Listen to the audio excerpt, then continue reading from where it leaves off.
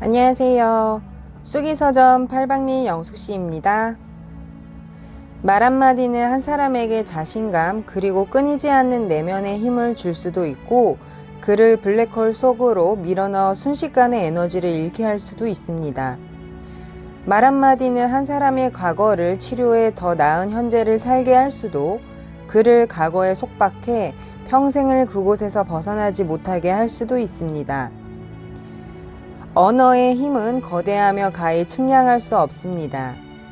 어떻게 이 무기를 제대로 장악하고 그것의 부정적인 영향을 억제하며 긍정적인 효과를 발휘할 수 있을까요? 인생의 변화는 말투에서 시작된다는 수년간의 심리 상담 경험과 신경 언어 프로그래밍의 훈련 기술을 융합하고 심리학과 언어 기술을 교묘하게 결합한 성과물입니다. 이것들을 습관화하면 내면의 구조를 변화시켜 인격의 성장을 이룰 수 있습니다. 중국의 어느 도시의 골목에서 일어난 일입니다. 이 골목은 좁고 지나다니는 차가 많아 복잡하기로 소문난 곳입니다. 어느 날 차 한 대가 이곳을 지나다 사이드미러로 한 아이를 살짝 스치고 말았습니다. 아이는 전혀 다치지 않았고 이곳에서는 종종 일어나는 대수롭지 않은 작은 사고였는데 이 일이 인터넷을 뜨겁게 달궜습니다. 당시 그곳을 지나던 많은 사람들이 현장을 둘러싸 차주를 나무랐는데 그때 차주가 이렇게 말을 한 것입니다. 내가 뭘 잘못했는데? 그의 뻔뻔한 한마디가 많은 사람의 공분을 샀습니다. 듣기 좋은 말 한마디는 얼어붙은 마음을 녹이는 힘이 있고 독선적인 말 한마디는 작은 갈등의 불씨를 활활 타오르게 만듭니다. 말은 타인의 행동에도 영향을 미칩니다. 같은 일일지라도 어떤 말을 하느냐에 따라 결과가 완전히 달라집니다. 말을 할 줄 아는 사람은 사람들의 기쁨을 사고 말을 할 줄 모르는 사람은 사람들에게 씻을 수 없는 상처를 줍니다. 말을 할 때 장소나 분위기를 가리지 않고 상대방의 기분을 생각하지 않으며 상대방에게 상처를 주었을 때 내가 솔직한 성격이라 그래, 악의는 없어 라고 말합니다.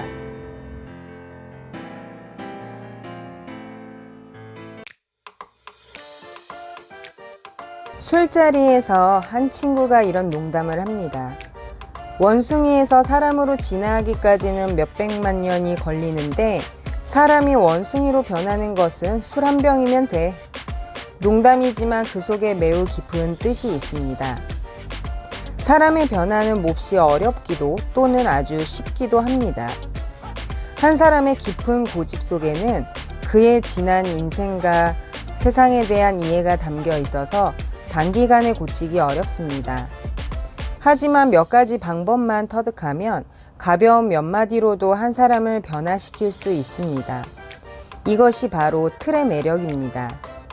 상대방과 피 튀기는 설전을 할 필요 없이 몇 가지 틀을 세워서 상대방이 그 틀 안에서 사고하게 하면 됩니다. 예를 들어 친구가 힘든 일로 자포자기하려 할 때 당신이 직접 이치를 설명하려 들면 그는 분명 듣지 않습니다. 이에 우선 그의 관점에서 문제를 분석하고 이렇게 질문을 합니다. 만일 대통령이 이와 같은 어려움을 마주했다면 그는 어떻게 생각했을까?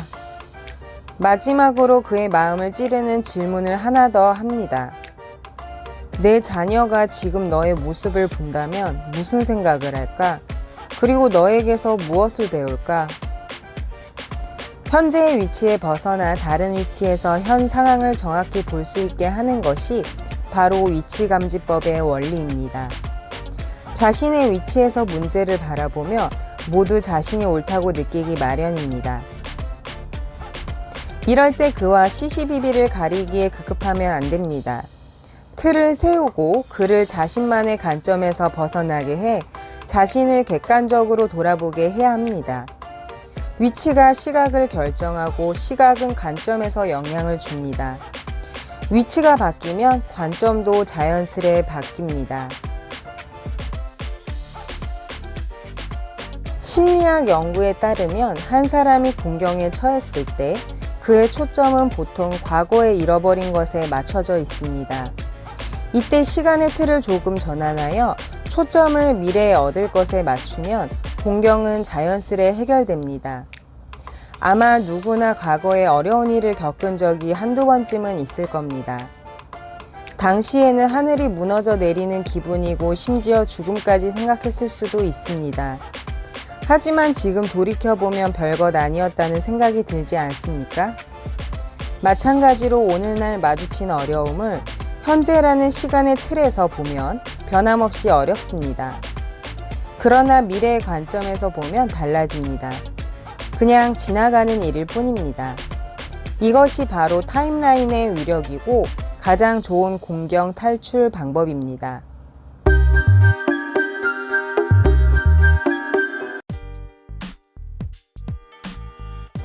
업무 문제로 거래처와 술자리를 자주 가져 밤늦게 돌아오는 남편과 홀로 집에 남아 외롭고 마음이 좋지 않은 아내가 있습니다.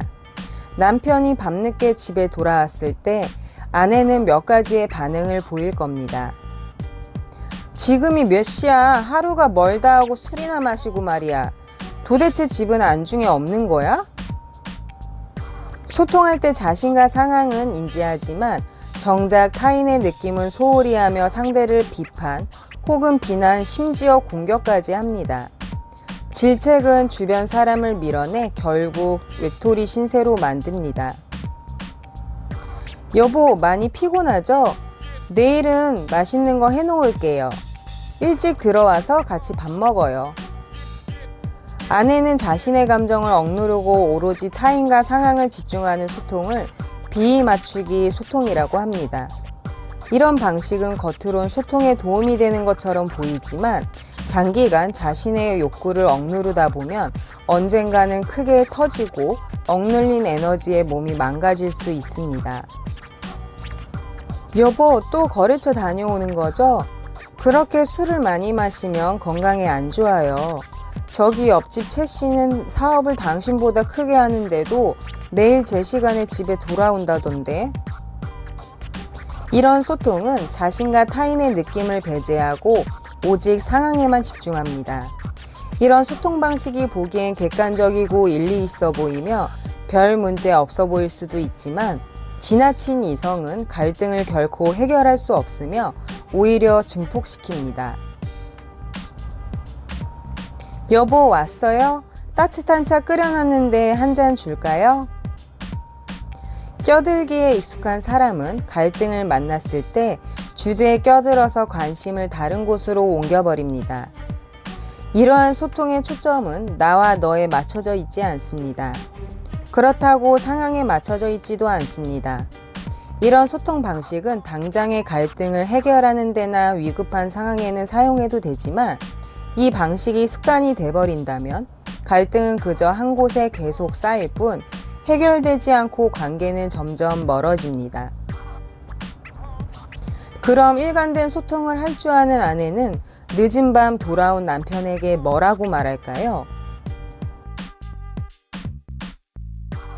여보, 어서 와요. 늘 이렇게 늦게까지 일하고 들어오는 걸 보니 회사 경영이 정말 쉬운 게 아니네요.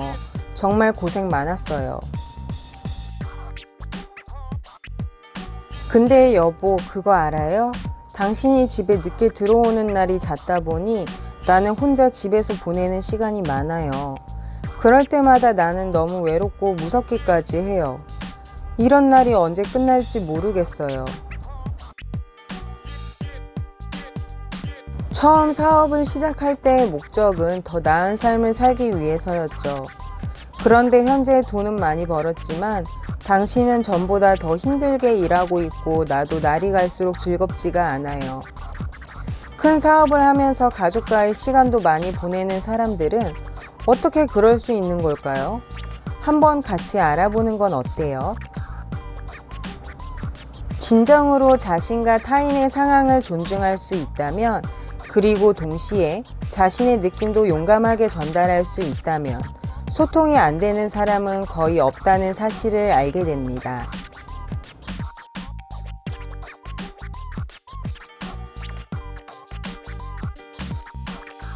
인생의 변화는 말투에서 시작된다는 책에서 수많은 실제 상담 내용을 소개하며 소통할 때 무엇이 문제고 말투를 바꾸면 어떤 변화가 일어나는지를 알려줍니다. 말을 잘하는 사람은 긍정적인 영향을 만들어내지만 말을 잘하지 못하는 사람은 부정적인 영향을 만들어낸다고 합니다. 그 이유는 언어가 우리 신경에 어떠한 반응을 끌어내기 때문입니다. 말하기 비법을 습관화한다면 부정적 생각과 내면이 긍정적으로 변화하면서 인생의 변화도 시작될 겁니다. 여기까지 쑥이서점 팔방미인 영숙씨였습니다. 구독, 좋아요, 알림 설정 바랍니다. 또 만나요. 안녕.